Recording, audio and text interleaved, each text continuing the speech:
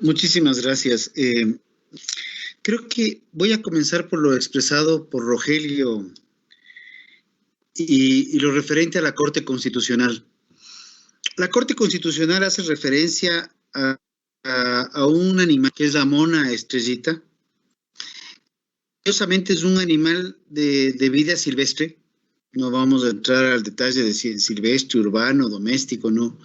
Pero es de vida silvestre y que fue criada y cuidada por una familia que la crió bien, más allá de lo que podamos creer o no, y que posteriormente por su crianza y por su vida no pudo ser devuelta a la hábitat natural porque no sabía defenderse en su momento. Creo que la Corte Constitucional ha sido muy explícita en los ejemplos referentes a esta mona estrellita. Y obviamente, por ende, es muy clara en la importancia del tema de los animales silvestres, ¿ya? Creo que ese es un tema que no cabe al momento. Sí veo que hay un aspecto que no se considera, y Diana lo acaba de mencionar, y es el tema que los consumidores. Cuando yo como consumidor llego a un punto de expendio y voy a salirme un poquito de los animales, voy a entrar al tema de vegetales, y veo una papa o veo un choclo o veo una lechuga y me dice orgánica y no me especifica. Y yo tengo el derecho, porque también el derecho es importante, yo tengo el derecho de escoger lo que yo prefiero y puedo escoger el orgánico porque tengo mi sesgo hacia allá o no, o puedo escoger el otro. De igual manera, algo que acaba de mencionar Rogelio me llama mucho la atención y creo que es relevante tomarlo en consideración. La Corte Constitucional deja en claro que los derechos de los animales, y salvo que me equivoque Rogelio, y si me equivoco por favor corrígeme, no equipara a los derechos de los seres humanos o a las condiciones de los seres humanos, lo cual es positivo. Caso contrario, en vez de estar nosotros legislando aquí, estarían legislando otras especies. No sé cómo nos comunicaríamos, pero eso es otra historia. Sí veo la necesidad de que el respaldar el texto propuesto se mantenga. Es cierto, está la Constitución, los acuerdos internacionales. Las constituciones se ha demostrado, particularmente en el Ecuador, que pueden ser modificadas. Tenemos más de 22 constituciones en lo que van a ser 200 años de república. Así que en un promedio de 10 años no es mayor problema modificar una constitución.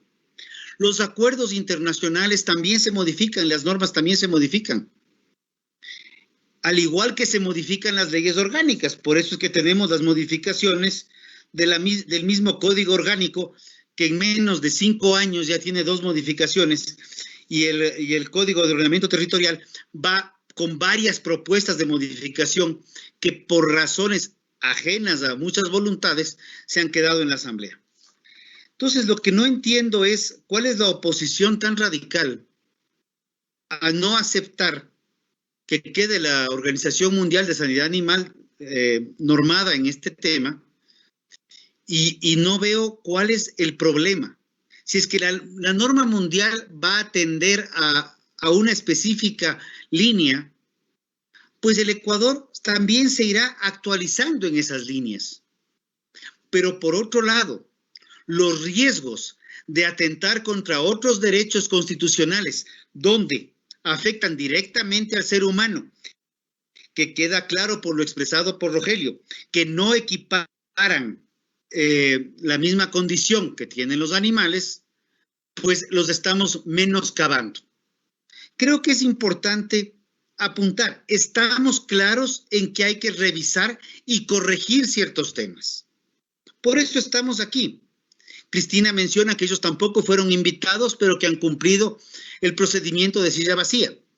Si estamos aquí, y en mi caso personal, porque tuve un tema intermedio, me retiré y regresé, me encuentro aquí, es porque nos preocupa este aspecto Y no estamos hablando de una especie, estamos hablando de una normativa totalmente transversal, en donde, como mencioné, y creo que también debemos considerar, reconociendo que los derechos de los animales no están equiparados a los derechos de los seres humanos, lo reconoce la Corte Constitucional, no por hablar de que los seres humanos seamos más céntricos que otros, sino más bien por un derecho de escoger del ser humano.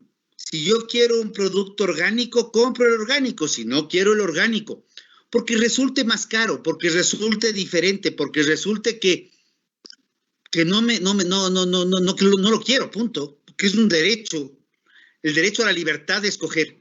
También es parte de lo que debemos considerar. Y como se ha mencionado, se venden huevos, lo que se llaman los huevos de gallinas felices. Yo no conozco, por lo menos yo no conozco a un psicólogo que haya evaluado si una gallina es más feliz en una condición u otra. Eso sí, les digo honestamente, hasta la fecha, en ninguna especie he conocido quien los evalúe. Sí he visto gallinas en campo abierto siendo atacadas por chucuris. El chucuri no se lo conoce mucho en ciudades, pero sí lo he visto. Y podríamos hablar del término asesinadas por chucuris, al igual que he visto huevos vaciados, rompiendo la punta del huevo y chupándose todo el interior. Lo he visto, y lo he visto por ratas, y lo he visto por otro tipo de aves rapaces, que sí consumen animales vivos y no solamente carroñeros. Creo que es importante reconocer también el derecho de los consumidores como seres humanos de escoger. Y si vamos a buscar una normativa adecuada, creo que el tener una regulación clara, como está en el texto turquesa, específica, reconociendo la norma internacional, que es parte de la norma nacional, de acuerdo a la estructura de Kelsen en la pirámide, podemos ir avanzando. Y nadie está atentando contra el bienestar animal. Por el contrario, se está buscando el bienestar animal, pero reconociendo, no solamente pensando en las unas plantas o las otras, también apuntemos a ver qué es lo que está sucediendo en los animales de traspatio, que nadie quiere acordarse y nadie quiere verles, porque ahí están dispersos.